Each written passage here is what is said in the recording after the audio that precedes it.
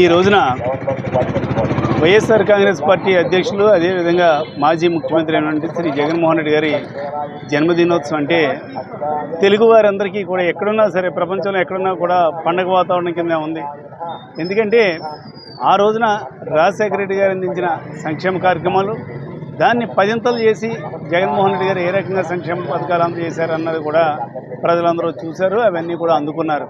అందుగురించే మళ్ళీ ఆ మహనీయుడిని మళ్ళీ ఈ రోజున ఆయన జన్మదినోత్సవాన్ని ఘనంగా జరుపుకుంటూ తప్పనిసరిగా రానున్న రోజుల్లో వైఎస్ఆర్ కాంగ్రెస్ పార్టీ అధికారంలోకి రావాలని, ముఖ్యంగా పేద ప్రజలందరికీ కూడా సంక్షేమ పథకాలన్నీ కూడా అందజేయాలని, అందుకు జగన్మోహన్ రెడ్డి గారే తగిన వ్యక్తి అని ప్రజలందరూ కూడా భావిస్తుంటే ఈ రోజున మరి ఎలక్షన్లో ఓడిపోయినా కూడా ఈ రకంగా ఇంత ఘనంగా మరి ఇక్కడ ఎక్కడికక్కడే జన్మదినోత్సవ వేడుకలు జరుగుతున్నాయి అంటే ఆంధ్రప్రదేశ్ అంతటా జరుగుతున్నాయి. అదేవిధంగా ప్రపంచంలో తెలుగువారు ఎక్కడున్నా కూడా జరుగుతుంది. ముఖ్యంగా అనపర్తి నియోజకవర్గంలో పలు గ్రామాల్లో చాలా ఉత్సాహంగా మరి జన్మదినోత్సవ వేడుకలు మరి జరుగుతూ అదేవిధంగా పలు సేవా కార్యక్రమాల్లో కూడా వైఎస్ఆర్ కాంగ్రెస్ పార్టీ కార్యకర్తలు కూడా నాయకులు కూడా పాల్గొన్నారు.